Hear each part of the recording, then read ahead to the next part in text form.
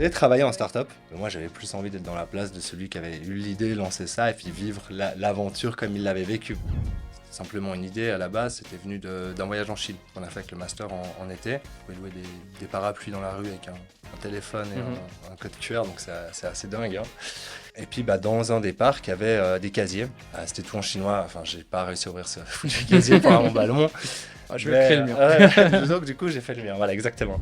On était un des seuls projets, on avait des lettres d'intention et un potentiel de vente, du coup ça a clairement motivé à aller de l'avant et on avait une lettre d'intention claire de la ville d'Yverdon qui était prête à mettre en place un projet pilote avec un devis signé. Et cet argent-là, on doit pouvoir le brûler et on doit pouvoir être sûr qu'on va se planter avec quoi. Parce que c'est que comme ça qu'on y arrive, quoi. Si on ne fait pas des erreurs, si on ne fait pas les mauvaises décisions, on va jamais aller sur le bon chemin. Bienvenue sur Romande Insight, le podcast qui vous invite à découvrir les parcours de celles et ceux qui osent et qui inspirent en Suisse romande. On parle de business, de cheminement professionnel et d'équilibre de vie avec des personnalités qui façonnent notre région.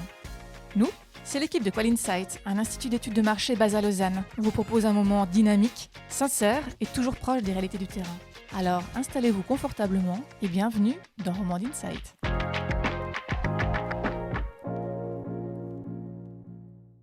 Bonjour à tous et bienvenue sur un nouvel épisode de Romande Insight. J'ai le plaisir d'être aujourd'hui accompagné de deux personnes. Julia, comme à notre habitude. Bonjour tout le monde. Il n'y a plus de surprise maintenant. Et puis Franck Rouillet qui est avec nous, notre invité du jour. Bonjour Franck, comment ça va ? Ça va bien, merci de me recevoir. Avec plaisir. Merci d'avoir accepté notre invitation. Pour commencer, peut-être pour que les auditeurs puissent un petit peu savoir qui tu es, s'ils ne te connaissent pas forcément, je te laisse peut-être rapidement te présenter. Donne autant de détails que tu veux pour que les gens puissent situer un petit peu la personne que tu es et puis ce que tu fais. Alors, je suis Franck Rouillet, j'ai 34 ans, je suis cofondateur d'une entreprise qui s'appelle BoxUp, que j'ai lancée après mes études. Donc, ça va bientôt faire plus de 5 ans. 6 ans qu'on a lancé, mais 5 ans que c'est commercialisé. Et je vis de ça actuellement. Et sinon, à côté, je suis passionné de ski, de sport en général, de basket aussi. J'aime beaucoup le outdoor. Et voilà, je pense que ça me définit assez bien. Beaucoup la photo aussi. Photo. Voilà, c'est un peu mes dadas. Avant qu'on y entre un peu plus en détail plus tard, on aura l'occasion d'en parler évidemment. Si tu peux aussi peut-être expliquer ce qu'est BoxUp rapidement pour qu'on puisse comprendre un petit peu le concept. Qu'est-ce que cette entreprise fait au final ? Bien sûr, alors BoxUp, c'est une solution de partage de matériel de sport et de loisirs. Donc, on a d'abord développé une première solution qui sont les stations BoxUp, là qu'on a déployées déjà dans plusieurs pays.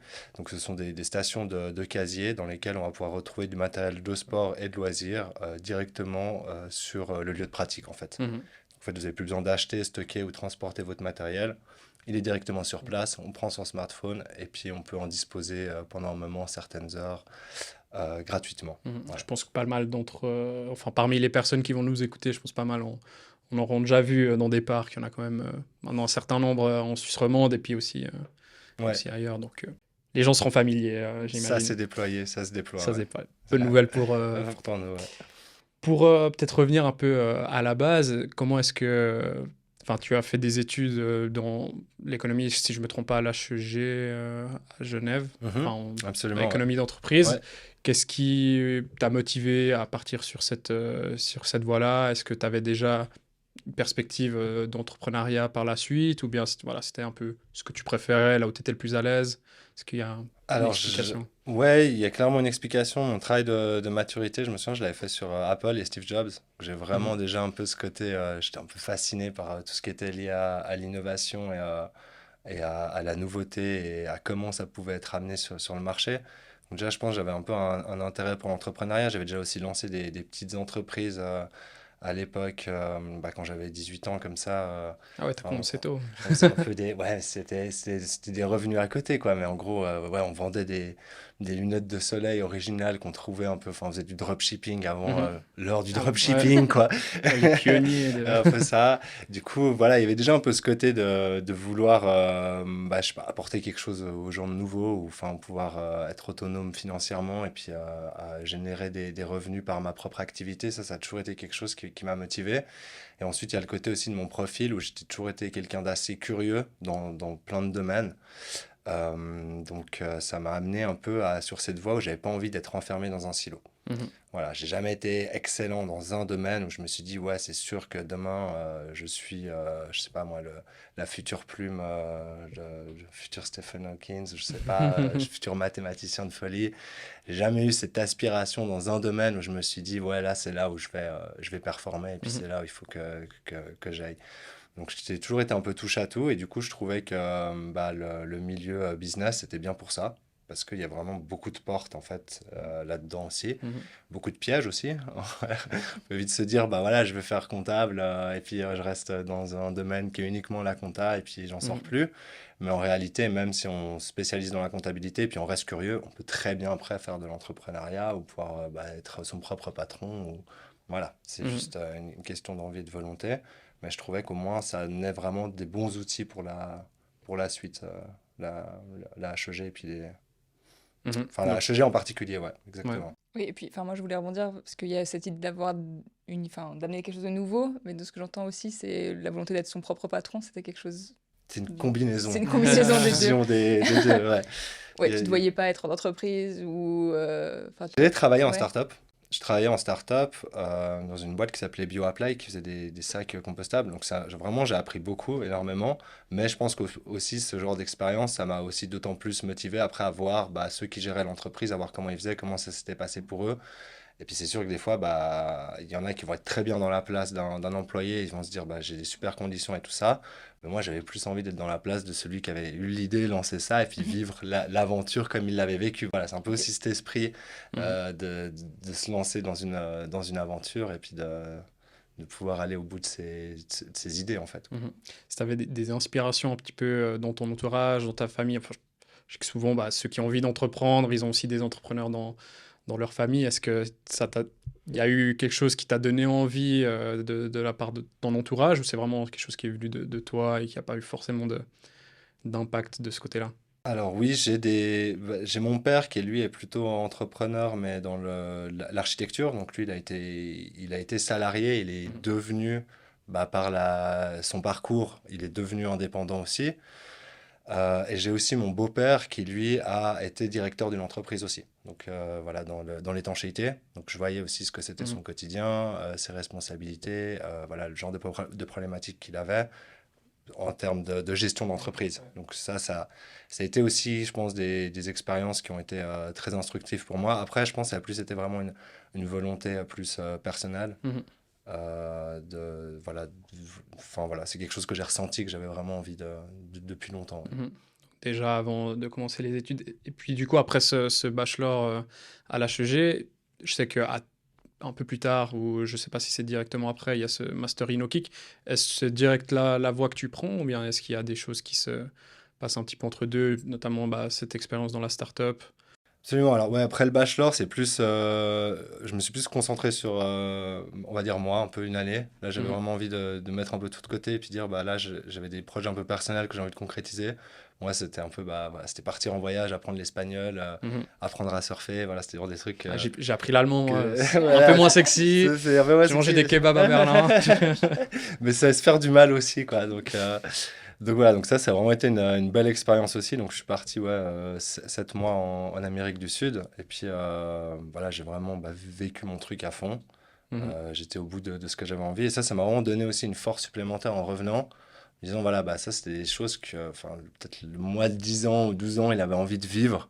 Il l'a vécu, il a réussi à le faire. Et puis ça m'a donné une force, une confiance en moi pour la suite dans les projets après que j'ai voulu lancer, quoi. Je pense qu'on ne peut pas être mal avec soi-même et puis après réussir à lancer un projet avec lequel ça sera bien. Voilà, Ouais.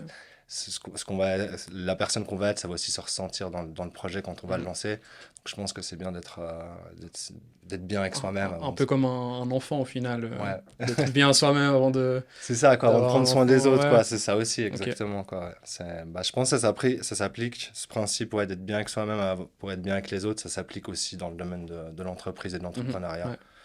Voilà, c'est même sur le long terme, il faut toujours aussi penser à soi et pas se perdre trop dans son projet, trop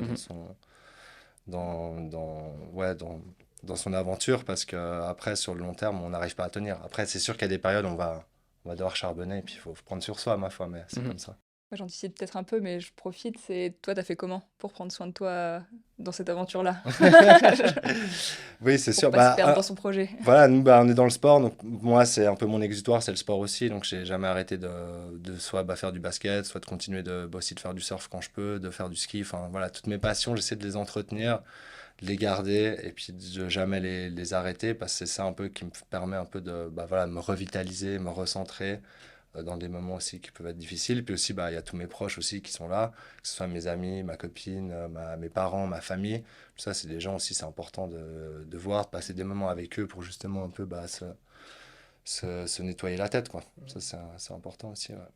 Ensuite, du coup, il y a ce master Inoki qui est un petit peu aussi le début de l'histoire de BoxUp, si je me trompe pas. Comment est-ce que tu découvres ce master? Enfin, qu'est-ce qui te donne envie de faire ce master-là? Et au final, comme c'est un master un petit peu particulier, je pense pas que forcément tout le monde le connaisse, pas forcément les masters classiques. Qu'est-ce qui t'a attiré au final dans ce master-là? Absolument. De nouveau, alors j'étais rentré de voyage, donc plein De bonnes vibes. ouais, de bonnes vibes, voilà, cool et tout ça. Maintenant, il va falloir faire quelque chose de ce papier, de toute cette bonne vibes. Et de nouveau, plein de curiosité. Je cherchais un peu quelque chose qui sortait un peu des sentiers battus, où je me disais, voilà, là, j'ai fait 3 ans d'HEG, je connais bien tout le monde académique, certes aussi, mais le monde de l'entreprise, c'est quand même assez pratique, la HEG. Mais derrière, je me disais, on est quand même beaucoup en silo. Voilà, on avait des idées avec mon frère, on était sur une boîte, on faisait de la photographie par drone, des vidéos par drone. Puis nouveau, dans un délire, on était là, ouais, il faudrait des drones pour trouver des gens sous les avalanches. Donc, c'était un truc, on n'avait aucune compétence là-dedans pour le faire. Mais en voyant qu'il y avait ce master interdisciplinaire, sachant qu'il allait y avoir des ingénieurs, des informaticiens, des designers, enfin des gens vraiment de plein de différentes HES, c'était un peu ça comment ils le vendaient, c'était on va mixer les HES, travailler sur des projets et puis avoir un esprit entrepreneurial derrière en vous offrant la possibilité soit de lancer vos propres projets, soit de rejoindre des entreprises qui ont des projets innovants à mettre en place. Moi, je me suis dit, mais c'est incroyable parce que là, peut-être je vais trouver mon Steve Wozniak pour faire mon drone recherche d'avalanche, ou peut-être pas. Et puis, en tout cas, je trouve que l'aventure, elle sonne bien sur le papier. Et puis, je crois que c'était ce qui manquait justement dans ce monde de l'innovation, en tout cas dans le monde académique suisse, c'était l'interdisciplinarité, qui est, je pense, un élément clé de s'inspirer, apprendre des autres, et puis justement combiner toutes ces compétences pour faire grandir des projets. Et je ne me suis pas trompé au final. C'est là que j'ai rencontré mon associé qui est aujourd'hui Florian Voumar, qui lui est ingénieur designer. Et c'est avec lui justement qu'on a eu l'idée de BoxUp. Donc on est vraiment loin des drones, loin de tout ça, mais on reste dans une aventure entrepreneuriale. Et puis c'est ça aussi qui est génial, c'est un peu de garder cet esprit ouvert, de ne pas savoir ce qui va arriver, mais tout en conservant ses valeurs et puis en essayant de les mettre en place, on arrive à pouvoir faire un tas de projets, quoi. Donc, Florian, toi, tu le connaissais pas avant de faire ce master. Tu l'as rencontré directement au Master Inoki. Ouais, exactement. Ouais. Je connaissais pas du tout. Lui, il venait de la HEAR, qu'il avait fait ingénierie design dans cette école. On s'est vu. Il m'avait montré le projet qu'il avait fait avec Logitech. Je trouvais ça dingue. Il avait fait des 3D et tout d'un petit robot de table qui servait, je sais pas, comme c'était un assistant un peu domotique, quoi. Puis il a présenté ça à Logitech, je crois qu'il avait eu 6% de travail de bachelor, il pouvait avoir un job là-bas. Donc j'étais, lui, il a l'air calé dans ce qu'il fait et tout ça. Et puis il était à très bonnes vibes aussi, donc on s'est très bien entendu direct. Et depuis, on s'est plus quitté, quoi. On a vraiment une relation d'associés, c'est très spécial. Ouais, justement, comment ça se passe, surtout quelqu'un que tu as au final rencontré dans le cadre d'un master? C'est pas forcément une personne que tu connais de longue date. Comment est-ce que ça se passe, lancer un projet comme celui-ci qui se développe à deux? Comment on se projette au final, au moment où on a comme un bébé, au final, c'est notre concept, notre idée, on va la développer. comment on s'assure que ça va bien se passer justement T'en sais au rien. niveau relationnel. Ouais, tu te lances un petit peu. T'en sais rien. Bah, en fait, il y a déjà deux choses qui sont clés. C'est déjà de se respecter et de se faire confiance. Voilà, moi, Florian, c'est clair. Je pense que les deux, on se fait confiance les yeux fermés. Et puis, c'est quelqu'un vraiment, voilà, humainement, c'est vraiment une personne que j'adore, quoi. Et puis, je pense que, voilà, c'est un peu... faut qu'il y ait ce côté un peu où humainement, ça soit vraiment solide, quoi.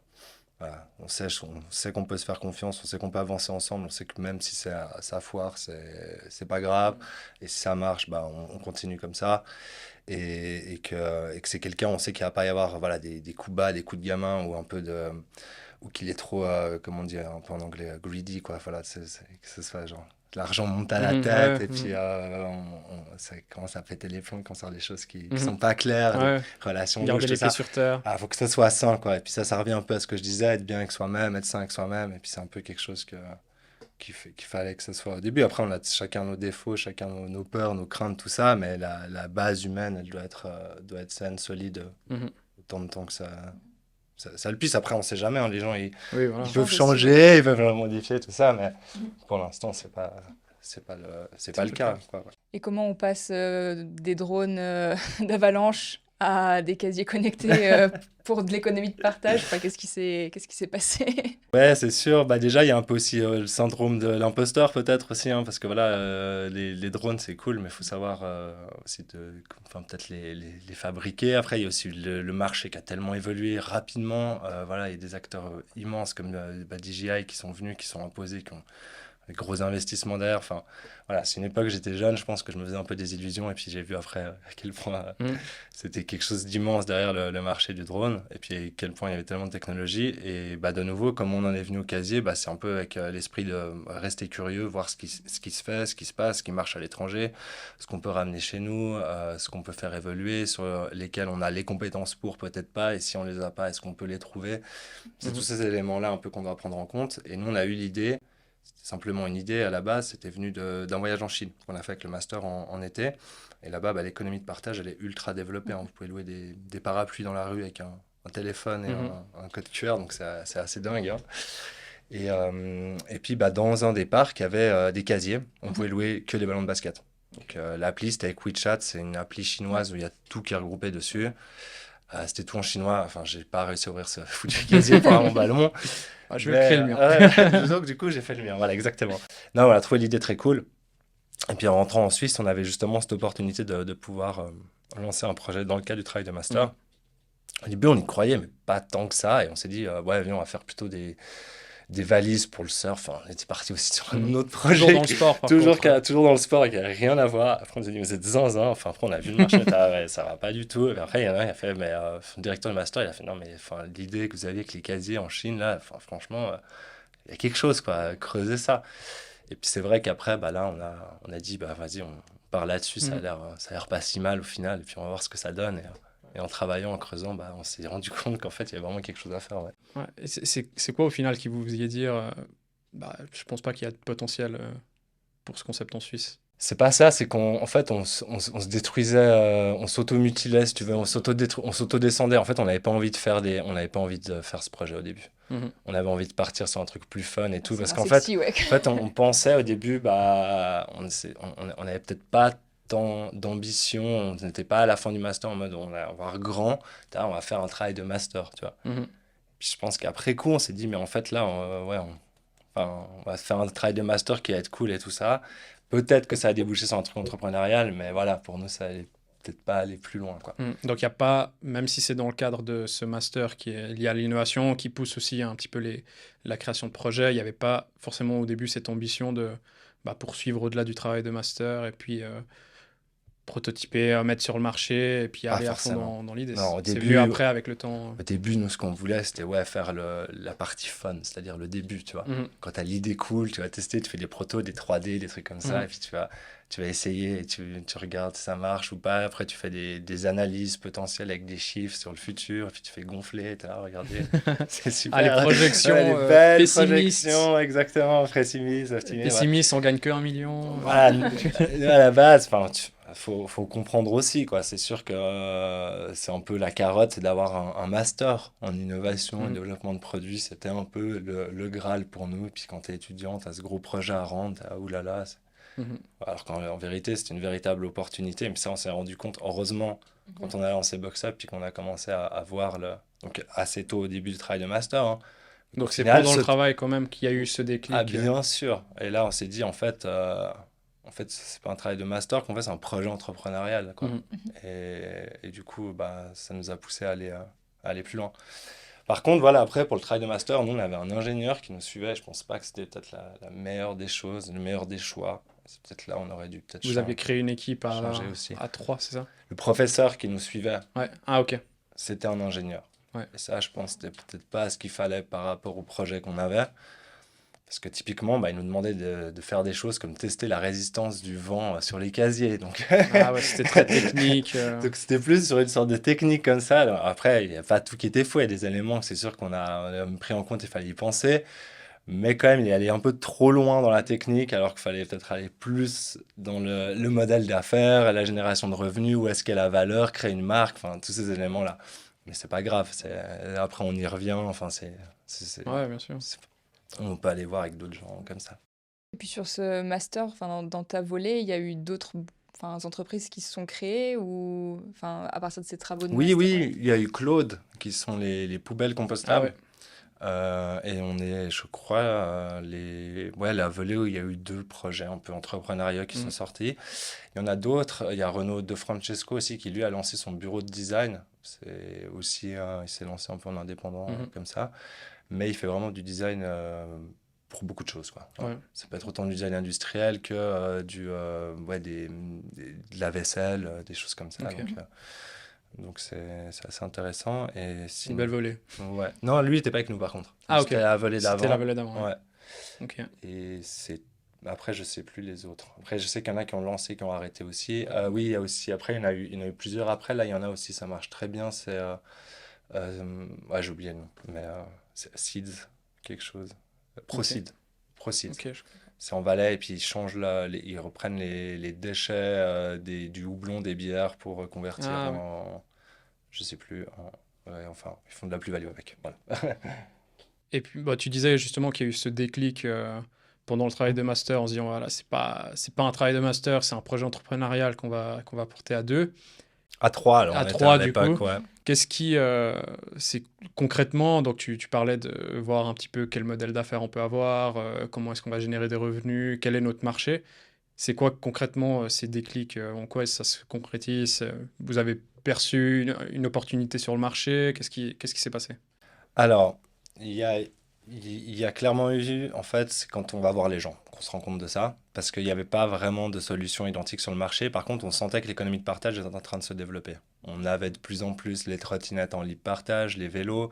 Il commençait à avoir ce mouvement. Au début, c'était la mobilité, forcément, c'est parce que enfin, un point principal, et puis c'est un des soucis principaux des gens, c'est de savoir comment ils vont se déplacer d'un point A à un point B le matin quand ils sortent de chez eux, comment ils vont éviter les bouchons.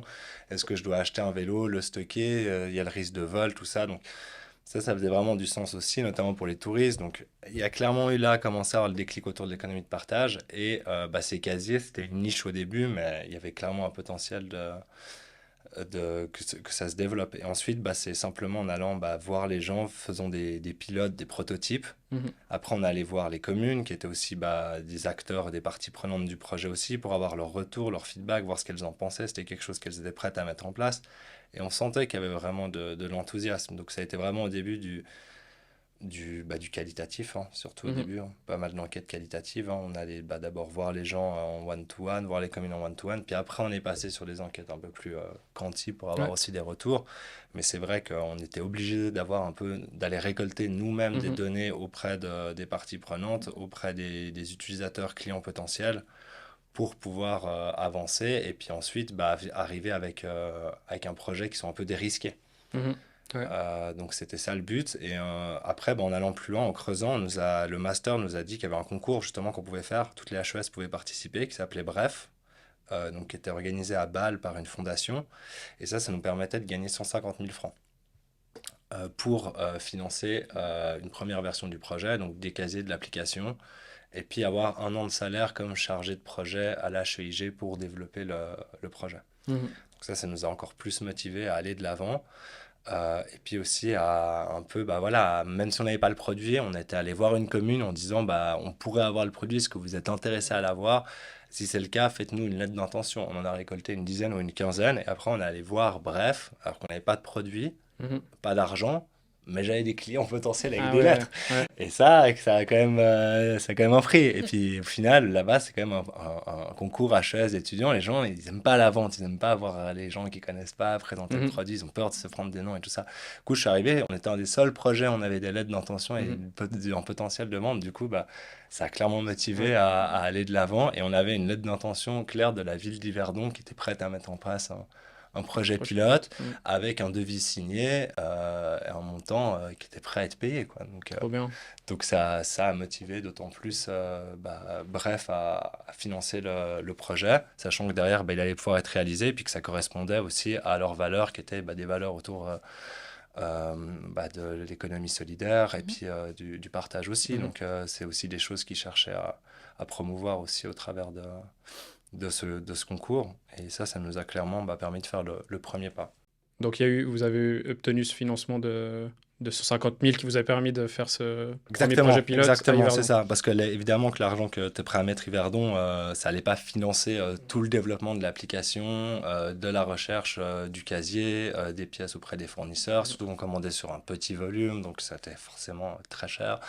Ouais. Donc il fallait forcément avoir des fonds externes. Puis on se voyait mal au début demander à nos familles sur un projet qui était quand même assez, c'était assez risqué, quoi. Mhm. Ouais.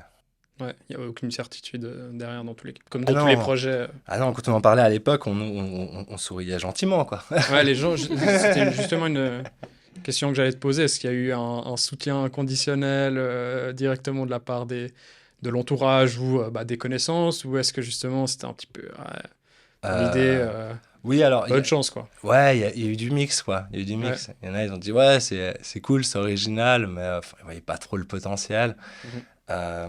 Après, moi, ma mère, elle y a cru tout de suite. Ouais. C'est elle qui a trouvé même le nom du box-up. Du big up à elle. Maintenant, il y a plein de t-shirts et des gourdes de box-up qui il y a traînent. tout, il y en a partout. Toujours écouter sa mère au final. Et non, mais après, c'est vrai que voilà, au début, les communes, souvent, elles nous disaient, ouais, ça va prendre feu ou ça va être démonté en 2 minutes. Les gens, c'est des sauvages chez nous, on s'en rendait pas compte. Donc, c'est pour ça qu'on a commencé avec Yverdon, parce qu'ils disaient un peu, ouais, c'est Gotham ici. Enfin, voilà. Je disais ça, ouais, au Parc des Rives, il y a tout qui se fait démonter. Là. Enfin, ils n'avaient aucun espoir en notre solution. Et bon, on va essayer, on va voir. Ouais. Donc, Il faut essayer pour voir, quoi. c'était Ça marche. tu résistes à Yverdon, tu résisteras partout. Un peu ça, quoi. En tout cas, c'était un bon argument de dire que c'était passé Yverdon. par Yverdon et que ça avait bien marché. Voilà. Parce que Ouais. c'est les suivants qu'on disait ça marchera pas, je disais, écoutez, les gars, ça fait 2 ans qu'on est à Yverdon et elle est toujours là, ça se passe très bien. Mhm. Ça- Est-ce que, parce que là, tu parles tout de suite de communes qui sont aujourd'hui, au final, c'est les communes qui, si je ne me trompe pas, sur quasi toutes les box que vous faites, c'est les communes, vos clients. Est-ce que ça, c'est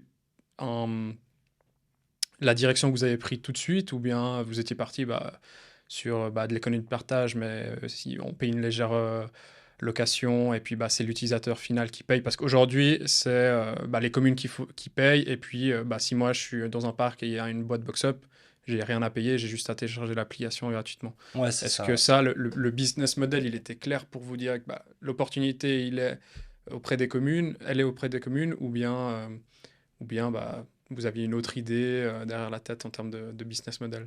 Alors là, de nouveau, c'est en allant sur le marché, en testant et en prenant des observations. Je crois que c'est Caroline qui avait dit ça justement dans le dernier podcast, et c'est vrai qu'on avait switché suite aux observations qu'on a fait sur le terrain. Parce qu'à l'époque, effectivement, on avait même fait, justement dans le questionnaire, on avait regardé le consentement à payer. Il y avait même des petits graphiques qui nous disaient qui était prêt à payer combien pour quel type de matériel. Donc j'étais ok, parfait. Alors là, les gens, les ballons, c'est 3 francs de l'heure, nickel, des paddles, ça sera 15. Enfin voilà, tout était calculé. On a mis tout ça en place.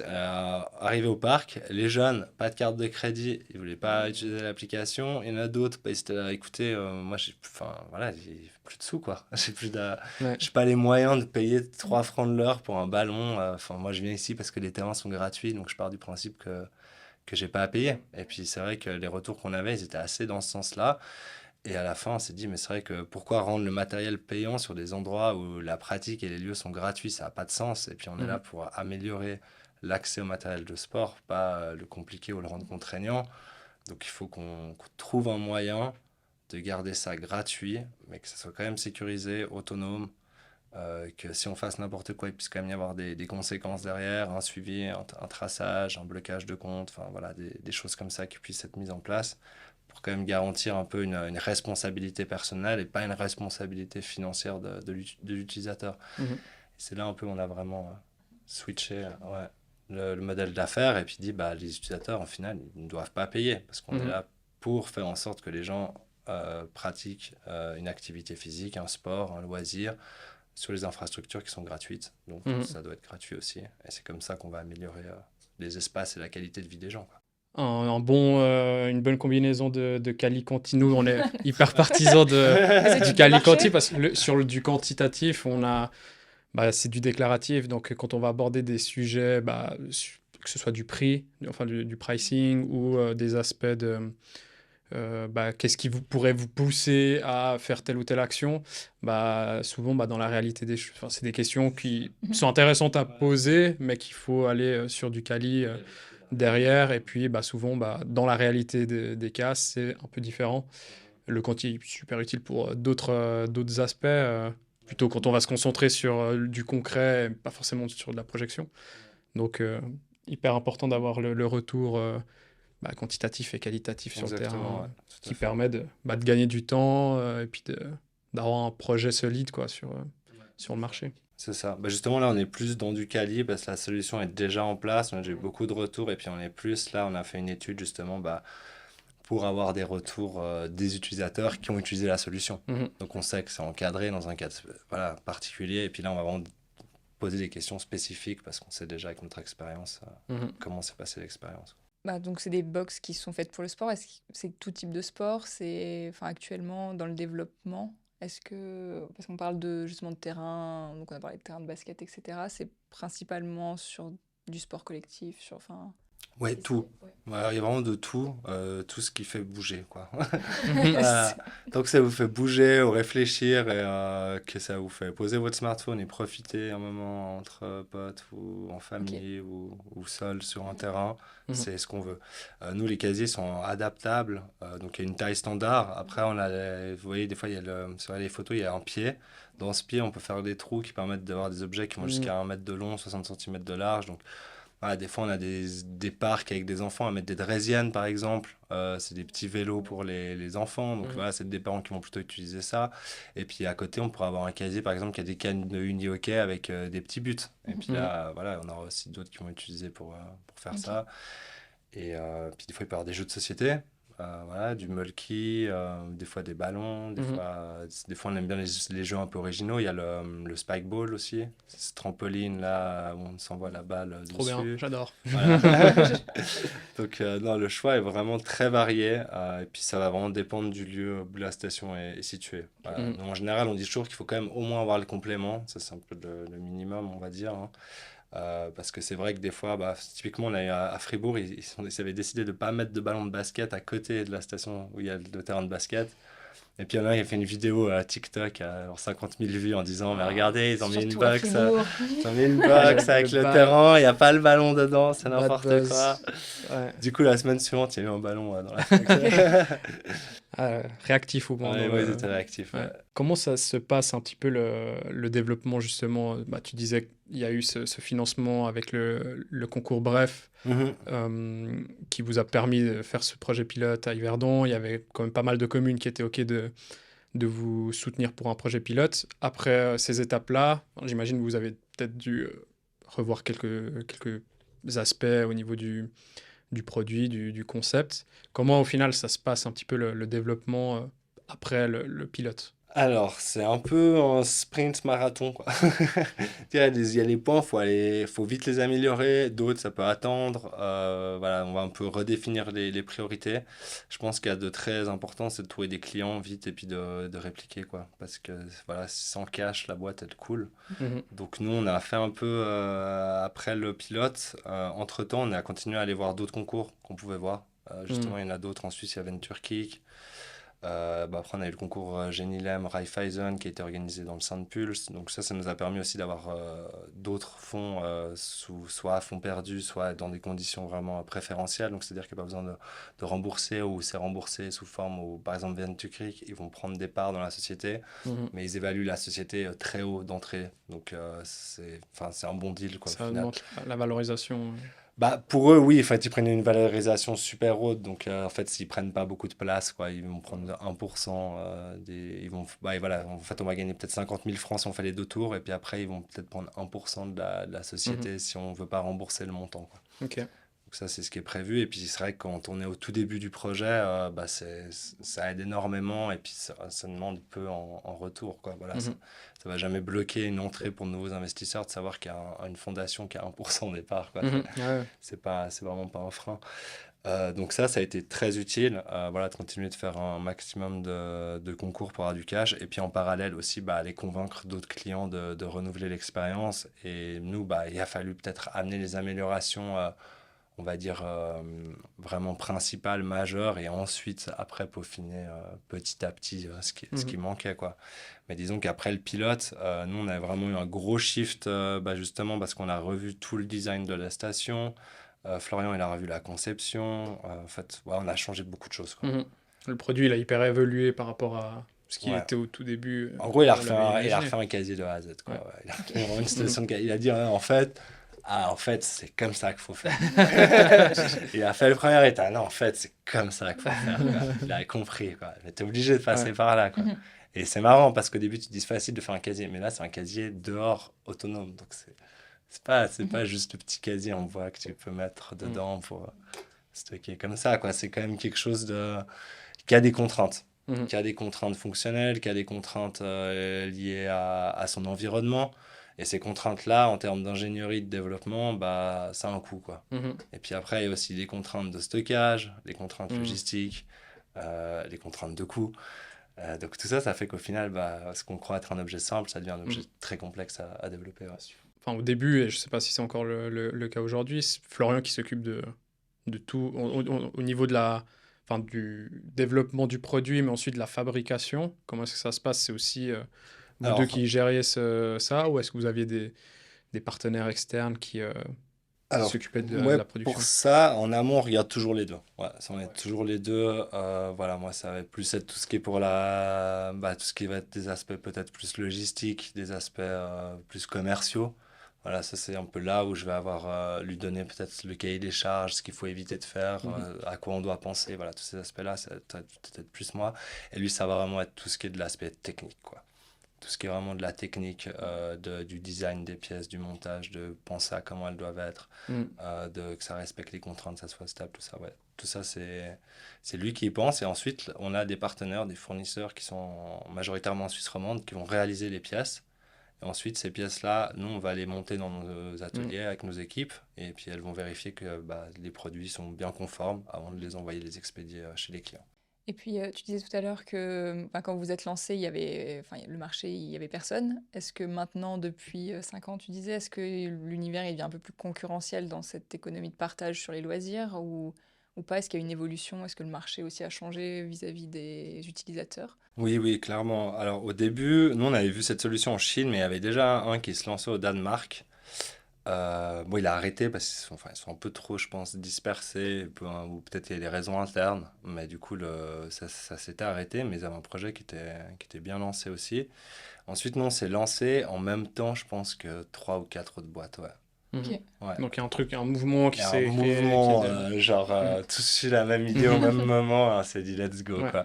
Donc c'est dans Euh, l'exécution que tu dois Voilà, te exactement. Il y en avait un différencier. autre en Suisse qui faisait la même chose au tout début que nous, mais c'était vraiment, c'était pas du tout industriel comme il faisait les casiers, tu vois. Enfin, tu voyais que c'était quelque chose encore de prototype un peu, quoi. Mhm. C'était tout avec du bois, comment tu dis, PMF, tu vois, c'est des trucs un peu recyclés, tu vois. Enfin, ça faisait pas quelque chose d'industriel et Mhm. de scalable, quoi.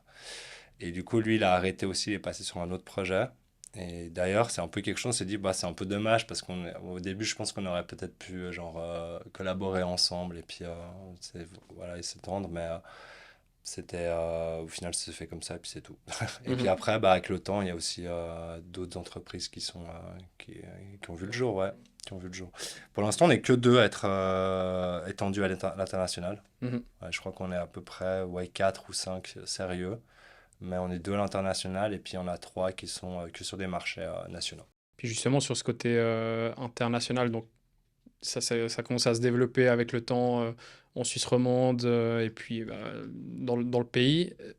Est-ce que au niveau développement et puis croissance de l'entreprise, il y avait la volonté assez rapidement de se développer à l'étranger ou bien vous avez un peu exploré d'autres solutions, bah, peut-être utiliser ces casiers pour d'autres produits, enfin pour d'autres utilisations ou ce genre de choses? Est-ce que... Ouais, alors ça, c'est une très bonne question parce que nous, on a vraiment eu un peu aussi, toujours ce moment, t'hésites, c'était là, Mhm. qu'est-ce que je fais, quoi. Et en Suisse, c'est vrai qu'on a peur des fois d'aller trop à l'étranger. Donc ça, je pense, c'est un peu le côté aussi où bah, j'avais fait déjà plusieurs voyages et ça me faisait pas peur, en fait. Mhm. Ça d'aller déjà aller sur le marché international ou comme ça. Donc déjà, ça, c'était je pense, une force qu'on avait en interne. C'est aussi, bah, je parle bien anglais aussi, donc ça c'est aussi bien aidé pour des marchés ou voir. Mais après, on voulait pas trop se disperser non plus. Donc au début, bah, voilà, le plus simple, c'était pas d'aller contacter peut-être Londres ou Mhm. Paris ou même d'autres villes à l'étranger, mais c'était de rester d'abord focus bah, sur le Sur le marché marché. Mhm. national. Voilà, je veux dire, si on n'est pas déjà un roi dans son village, ça va être dur d'aller plus loin. Donc Mhm. déjà, on voulait déjà bien charbonner en Suisse romande. Donc là, c'était beaucoup de cold calling et puis d'aller voir. Mhm. Et après coup, là, bah, quand on avait bien eu la Suisse romande, là, on a trouvé quelqu'un de génial pour la Suisse allemande aussi qui nous a aidé à nous développer. Donc là, on savait qu'on avait quand même enfin, une bonne renommée sur le territoire national et puis que le produit marchait bien, on avait des bons feedbacks et tout. Et là, après, on a eu des opportunités pour s'ouvrir à l'international. On Mhm. a aussi commencé à faire des salons aussi. Donc au début, on avait fait un salon bah, d'abord en Suisse romande. Il y a un gros salon qui s'appelle Sport City, c'est tous les 4 ans, et puis ça réunit tous les acteurs globaux. Ça a été le premier. Puis on a vu qu'on avait quand même eu des bons retours, que c'était un bon moyen d'échanger, surtout quand on n'est pas connu. Et on s'est dit, ouais, là, ce serait bien d'en faire un ailleurs, un peu plus gros, pour voir un peu les avis. Et puis là, on est allé justement en France. Bah, c'était un an après notre première année de commercialisation. On est allé à Paris justement bah, pour pouvoir trouver peut-être quelqu'un sur le marché français aussi pour nous aider, rencontrer des prospects potentiels. On en a fait aussi à Strasbourg. Enfin, on est allé vraiment dans pas mal d'endroits en France. J'avais vu beaucoup de communes. Mais c'est vrai qu'en tant que boîte suisse, après d'avoir le lien derrière, de continuer la relation, c'était compliqué. Et puis heureusement, on en a fait un des salons, on a rencontré bah, justement notre aujourd'hui qui est notre partenaire, notre distributeur en France, qui est Mhm. la société SMC2, donc qui est une grosse boîte qui font des infrastructures et qui peuvent vraiment nous représenter aujourd'hui, avoir un contact avec les clients qu'ils ont déjà, faire les suivis et puis proposer nos produits de la bonne manière. Mhm. Et en fait, c'est vrai que ça, on a remarqué que c'était très bien d'aller à l'étranger, mais quand tu vas tout seul, sans contact, sans réseau, et de ça, c'est pas évident, sauf si tu te fais approcher. Donc Mhm. on a eu de la chance, on s'est fait approcher. Donc c'est eux qui vous ont C'est eux qui nous ont contacté parce contactés, qu'ils voyaient voilà, aussi un potentiel. exactement. Ils ont vu ce qu'on faisait à travers de la presse, au travers de Google, voilà, de recherche, Mhm. enfin, et puis aussi du bruit qu'on faisait. Ils ont vu que notre solution existait et ils ont dit, ouais, on a vu ça et on trouve ça un peu genre what the fuck, c'est incroyable, quoi. Mhm. C'était un Ouais. peu ça qu'on a eu, le truc. Il y en a même, bah voilà, ceux qu'on a eu au Québec, ils nous disaient, ça fait bientôt 4 ans qu'on veut mettre ça en place. Et ce que vous avez mis, c'est l'idée qu'on avait de réaliser en finale, quoi. Et ça, du coup, we need this, quoi. Ouais. Genre, il nous faut ça tout de suite, quoi. Et là, bah, voilà, c'est clair que quand on t'approche pour te demander ton produit, bah, ça facilite déjà la tâche. Tu n'as pas besoin de faire la prospection, prendre du temps à la personne qui a peut-être pas du tout envie, qui va être là, je le connais pas, ou il faut trouver quelqu'un pour t'introduire, tu vois. Donc ça bouffe quand même une partie du job, et ça nous a aidé aussi, ouais. Et est-ce qu'il a fallu faire des réadaptations un peu culturelles du produit, ou au final, si on va sur d'autres marchés, est-ce qu'il y a dû adapter certaines Ouais, alors en choses? Irlande, il y a une des box, tu vas même pas comprendre ce qui est marqué dessus, quoi. J'ai découvert l'irlandais, c'est assez fun. C'est vraiment rien à voir avec l'anglais, quoi. Alors ça, je vous le dis. Mais oui, du coup, ça, le client a la possibilité de personnaliser des visuels, des choses comme ça, et puis de mettre justement dans sa langue. Des fois, on a fait des adaptations sur l'app aussi, au niveau de la langue, mais sinon, c'est relativement... C'est à la marge, global. ouais. Ouais, tout le monde peut comprendre, ouais. Si je me trompe pas, avant aussi d'avoir eu une expansion géographique, il y avait aussi des sortes de partenariats B2B avec une entreprise privée, pas forcément une commune, qui pouvait financer une partie des box, qui pouvait éventuellement inciter à avoir les communes qui fassent le pas et participent à une partie du financement. Ça, c'est quelque chose qui a été mis de côté? Est-ce que ça a été, enfin, pourquoi est-ce que ça a été mis en place? Quelle était un peu l'opportunité derrière ces genres Ouais, de partenariats? alors ça va souvent être... Là, on va quand même être plus sur les partenariats qui sont souvent public-privé. Mm. Où là, il peut y avoir justement un partenaire externe, autre que la commune, qui va financer une partie de la station, et puis en échange, il y aura son logo dessus qui sera mis en avant au travers de l'application, Mm. et ça va faire partie de leurs objectifs. Pour l'instant, on a surtout eu, c'est avec la loterie romande, Mhm. on a déjà fait des partenariats dans ce sens-là. Et après, c'est vrai que c'est souvent quand même avec des partenaires que les communes ont l'habitude, Mhm. qu'elles vont choisir elles. Parce que sur les espaces publics, la publicité est vraiment fortement régulée. Mhm. Nous, on a aussi une optique, on fait vraiment un traitement des données qui est indépendant et éthique et transparent, donc dans le sens où il n'y a pas d'utilisation commerciale. On ne va pas revendre les données à une société externe comme Decathlon ou une autre entreprise et puis faire un cheval de Troie. Voilà, nos stations, elles sont sur l'espace public, les gens, ils ont le bénéfice du matériel gratuitement. Mhm. Le but, c'est pas que derrière, on fasse de la pub ou de l'argent avec ces données, et puis c'est juste traité avec les communes dans ce sens-là. Donc c'est vrai que là, on va un peu travailler avec la commune pour savoir ce qu'elle veut Ouais. mettre en place, quoi. C'est elle vraiment Donc qui c'est a le dernier pas, mot. vous allez plutôt trouver un groupe qui serait OK de financer une partie et ensuite essayer de convaincre les communes. C'est plutôt les communes qui Qui vont mettre en vont place mettre en le place projet, c'est leur ça côté. exactement. Ou sinon, on va trouver un partenaire dont elles ont l'habitude, typiquement Loterie Romande, Mhm. et puis ils vont rentrer là pour aider, ouais. Et puis, tu parlais d'aventure, en tout cas au début de la discussion.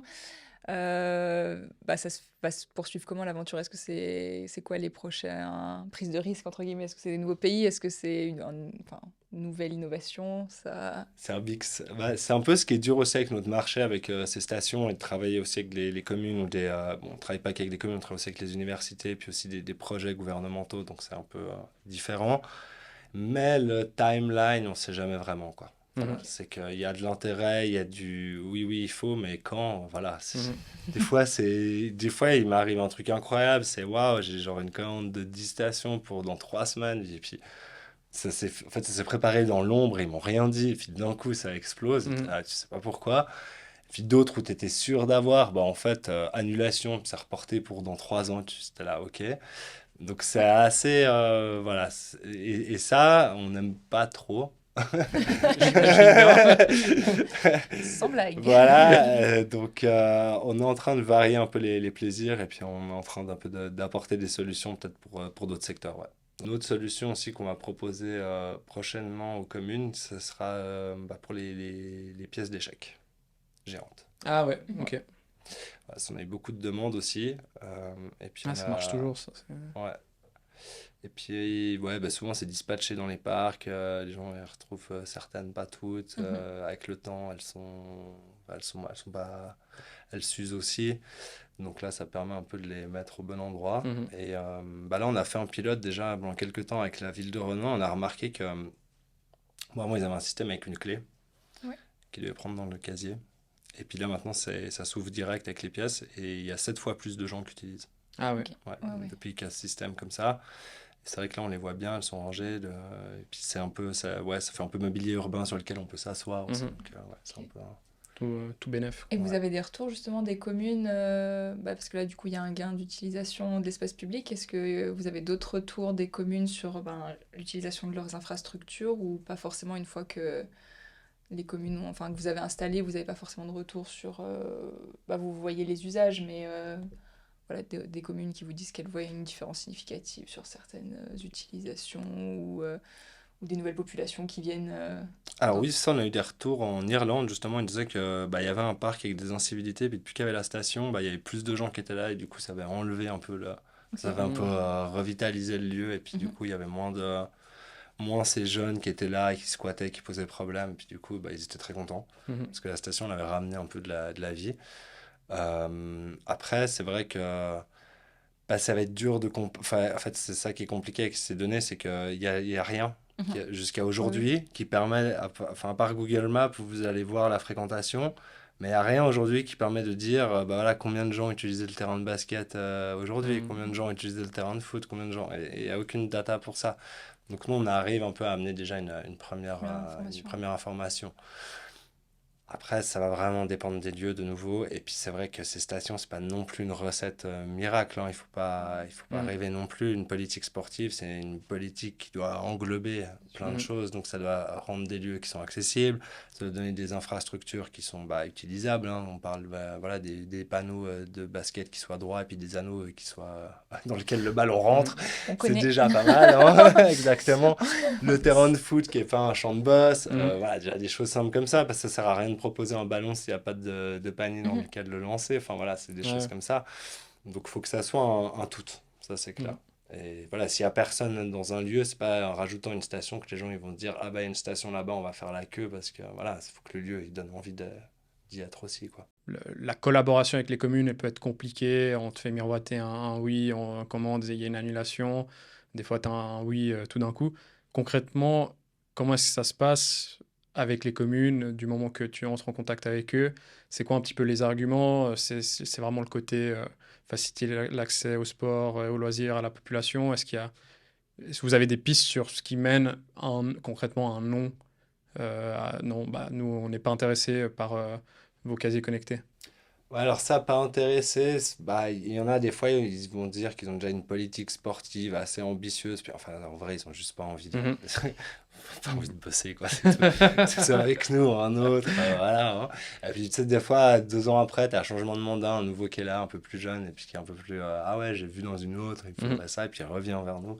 Ça arrive des fois aussi. Et puis, il y en a d'autres aussi, bah, c'est simplement que bah, c'est pas la bonne année, quoi. C'est juste ça. Mhm. Ils ont plus de budget, ou ça a Question été budgétaire, des grillé, fois. un problème, un trou, un machin, ou des fois, bah, c'est dans le cadre d'une rénovation, puis la rénovation, elle se fait l'année d'après. Des fois, c'est hors de notre ressort ou notre décision. Et puis, enfin, ça se passe comme ça pour tout le monde. C'est juste qu'il faut avoir les capacités d'attendre. Mhm. Pour la fin de cet épisode, je propose de repasser un petit peu sur les chiffres du sondage qu'on pose à chaque fois à notre panel pour chaque épisode. Donc là, on a posé quelques questions en lien avec l'économie de partage, mais surtout en lien avec l'accès au sport et aux loisirs dans leur commune et aux environs. Premièrement, un des premiers chiffres qui me surprend, c'est sur le type de matériel qui est utilisé de manière globale, où on a 33%, c'est le type de matériel le plus utilisé, le plus possédé de manière globale, c'est tout ce qui est équipement de fitness. Moi, ma question, c'est est-ce que c'est des informations que vous cherchez à avoir pour pouvoir adapter les solutions, l'offre que vous avez dans les casiers connectés que vous proposez aux communes, ou bien voilà, c'est plutôt les communes qui vont choisir, et puis bah, peu importe si c'est quelque chose qui va plaire ou non, ou qui intéresse la population, on va un petit peu au feeling et puis voilà. C'est un peu au feeling, hein. Il y en a certains, ils vont être... Enfin, c'est un peu au feeling et puis aussi dans l'esprit politique de la ville. Voilà, il y en a certaines, elles sont très orientées street workout. Mhm. Du coup, elles vont penser à la station pour ça. Parce qu'elles ont déjà 2 ou 3 street workout où elles viennent d'en mettre un, puis elles vont dire, bah là, il nous faut une station pour ça, et elles vont y penser. C'est une très bonne chose, parce que c'est vrai que c'est du matériel souvent qui est lourd et coûteux. Donc même si les gens ils disent qu'ils l'ont chez eux, à quel moment ils vont la ramener dehors, tu vois. Mhm. Je vais prendre tous mes poids. Ouais, je prends 2 kettlebells de 32 kilos, ma battle rope. Non, effectivement, ça fait vraiment... d'ailleurs, on l'a fait aussi dans l'étude qu'on a réalisée l'année dernière. C'est vrai qu'il y a, je crois, 75% des utilisateurs qui préfèrent avoir un street workout avec une station box-up plutôt que sans. Mhm. Donc il y en a beaucoup pour lesquels les street workouts où il y a une box-up, ça devient leur street workout préféré Mhm. parce qu'il y a justement cet équipement en plus qui leur manque traditionnellement, comme les kettlebells, les poids, les Mhm. battle ropes, des fois les planches d'équilibre aussi, les élastiques, enfin tout genre de matériel auquel des fois on pense pas forcément et qui sont d'excellents compléments. Et puis c'est vrai que bah, voilà, la pratique du fitness, elle est boostée en ce moment, donc ça c'est très bien. Et puis d'autres communes, bah, voilà, pour revenir à ta question, sur le choix de l'emplacement, d'autres ça va être clairement... Nous, on veut plutôt cibler les populations qui sont soit en famille, bah, justement pour pouvoir avoir cette éducation entre Mhm. parents, enfants, du sport, du moment en extérieur et tout ça, puis les aider là-dedans. Donc, on va plus savoir bah, voilà, les cerfs-volants, les mulkis, les draisiennes, ces choses-là. Et puis, ça va être aussi pour pouvoir aider ceux qui bougent peut-être le moins à faire une activité, quoi. Parce que c'est pas eux qui vont aller au street workout. Mhm. C'est peut-être Clairement. plutôt eux qui vont faire un petit mulki ou un truc Mhm. comme ça. Et puis, au moins, voilà, ça fait au moins quelque chose, quoi. Tu vois. On a effectivement ces 70%, 71% qui possèdent leur propre matériel. En général, ils vont pas trouver d'autres solutions pour utiliser du matériel pour faire leur sport, leur loisir. Puis on a 6% qui vont utiliser de manière générale du matériel en libre service ou en économie de partage. C'est un chiffre qui te surprend, qui te paraît cohérent par rapport à ce que vous voyez sur la réalité du terrain. Ça te fait pas un peu peur de voir, voilà, au global, les gens, au final, ils possèdent leur matériel. Comment est-ce que on arrive à passer au-delà Oui, du alors fait qu'on non, a non, mais le c'est pas un matériel? souci, hein. Tu peux clairement avoir ton matériel. Ensuite, est-ce que tu auras tout le matériel? Voilà, c'est... Ça, c'est déjà le premier point. Donc, c'est clair que tu pourras toujours aller sur ton terrain avec ton ballon. Et puis, peut-être qu'à un moment, tu vas croiser tes potes. Ils ont plus envie de jouer au basket. Et puis, tu seras content d'avoir le mulky à côté pour pouvoir varier d'activité. Ou de pouvoir passer au volley parce que tu as dans la marge de jouer au basket. Donc, ça, c'est aussi le fait d'avoir tout le matériel. Donc, ça, c'est clair que les gens n'ont jamais tout le matériel avec eux. Et puis après, bah, il y a le côté aussi où tu l'as pas tout le temps avec toi, quoi. Tu Mhm. te balades pas tout le temps avec tout sur toi. Donc ce côté-là aussi où bah, des fois tu l'as peut-être pas pris et il est à dispo quand même, donc tu peux quand même faire une activité. Ne pas avoir le ballon de Ça, basket dans le sac de travail. Par Ça, exemple. c'est Ah ouais, une vraie- typiquement, bien sûr. typiquement. Ou les boules de pétanque, voilà, la petite pause à midi, Ouais. ça à Vevey, on est au Doré, il y en a plein qui adorent parce qu'il y a beaucoup d'entreprises à côté, ils sont tous là, ah, mais c'est trop bien maintenant à la pause, on peut enfin faire un ping-pong, enfin faire... Ouais, mhm, Enfin, personne n'a envie de se balader avec c'est sûr. ses équipements au boulot. Du coup, il y a ce côté complémentarité. Enfin, dans un parc, plusieurs sports, si j'ai pensé à faire du foot, j'aurais pas le reste. Puis le côté plus spontanéité, je passe par ici ou c'est à côté de mon C'est travail. ça. Ou pratique aussi, Qui... quoi. Ouais. Ouais, ce côté pratique, quoi. Je n'ai pas envie de me trimballer ce truc. Mhm. Il est très bien dans la station. Je prends celui de la station, et voilà. Ouais. Après, c'est vrai que voilà, si tu es un pro comme ça, des fois, tu as besoin d'avoir ton petit ballon fétiche, le truc. Je comprends, mais voilà. Ah, Je- c'est le bruit du Ouais. panier, il il est un peu rebondit- plus... il rebondit pas de la même il manière. rebondit pas de la même Exactement. manière. Ah, moi, je suis une Pas la- diva pour les ballons aussi, hein. La prise en main, tout ça.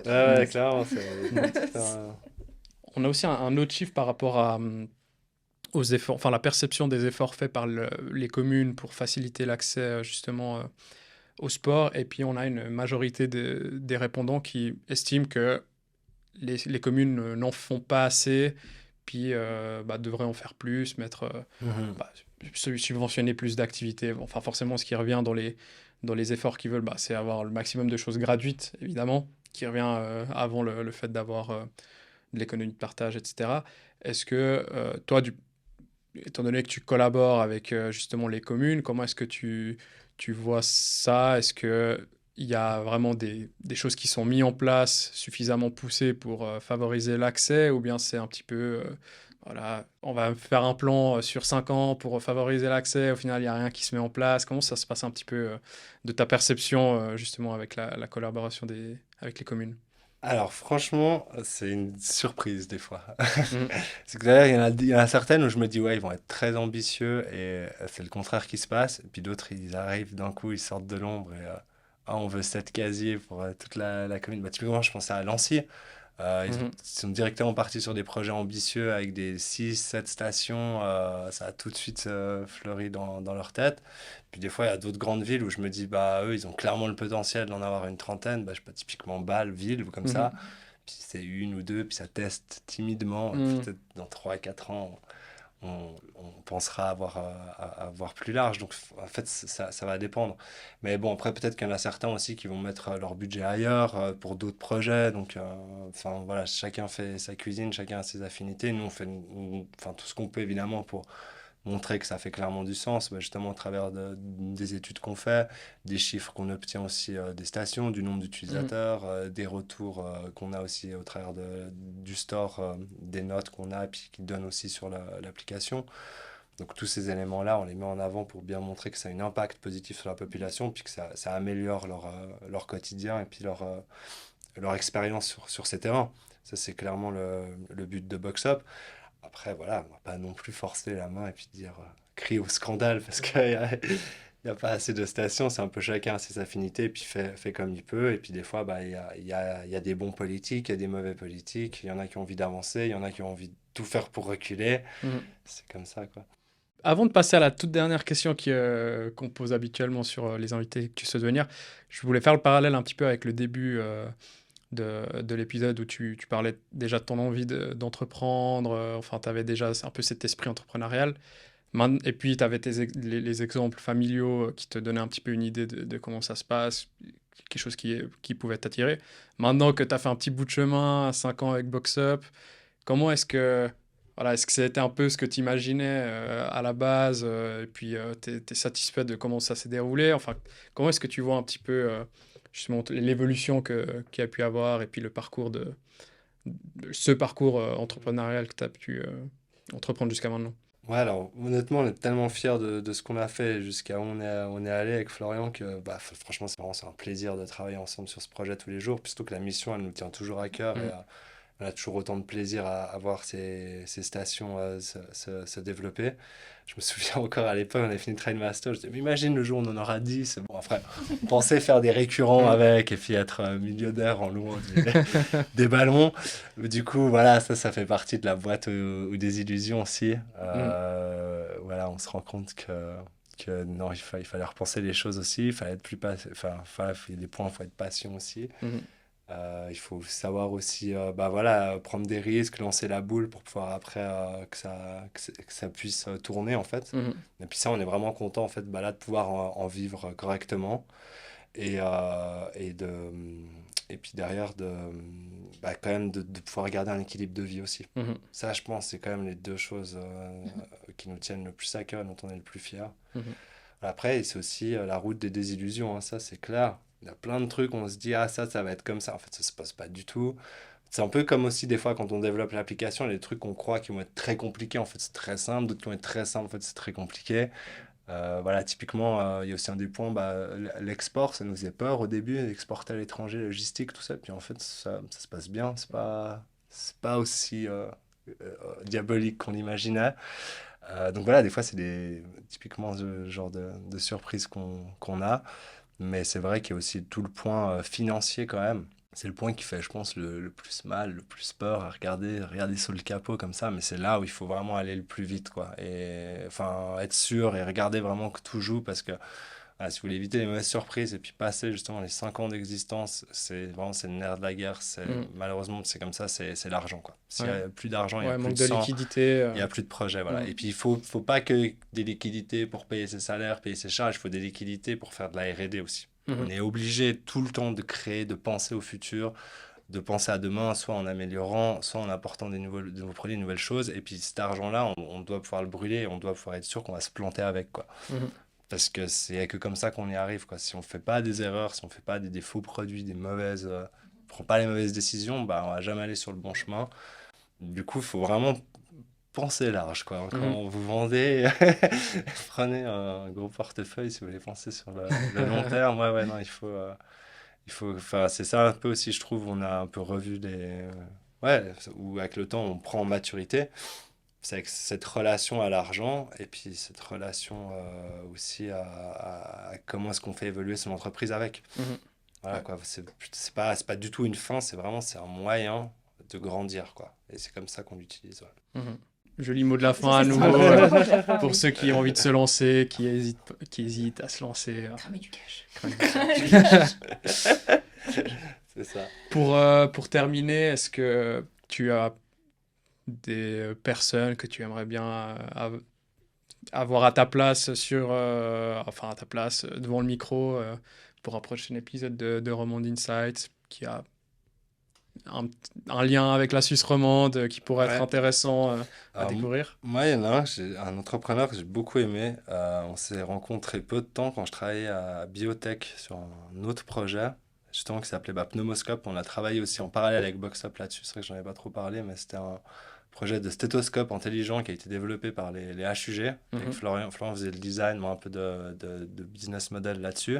On travaillait au Biopôle et puis là-bas, on a rencontré un entrepreneur qui s'appelle Maël Fabien qui lui a développé biped.ai et il redonne la vue aux aveugles, enfin entre guillemets, Mmh. avec son produit. Donc c'est un peu comme enfin, c'est un peu une Tesla pour les aveugles. Mhm. Enfin dans le système de fonctionnement, voilà, c'est avec du lidar, des bips, on va mieux comprendre son environnement grâce à l'intelligence artificielle, grâce aussi à des capteurs sensoriels Ok. et qui vont en fait redonner plus d'informations aux gens qui ne voient pas que la simple canne blanche, quoi. Mhm. Et son concept est quand même assez fou, je trouve. Ouais. Surtout de se mettre à la place de quelqu'un qui ne voit pas et de comprendre comment l'aider à améliorer son quotidien. Je trouve ça assez incroyable. Et c'est vrai que c'est quelqu'un humainement aussi qui est très sympa. Donc, ouais, je pense qu'il aurait tout à fait Trop sa bien. place par ici. Ouais. Mal Fabien, On on note. note. Voilà. Super. Merci à vous deux pour ce bel échange. Ah, merci Et Franck. puis, Avec merci plaisir. Franck Avec plaisir. pour ta venue et puis à bientôt. Ouais. À bientôt. Au revoir.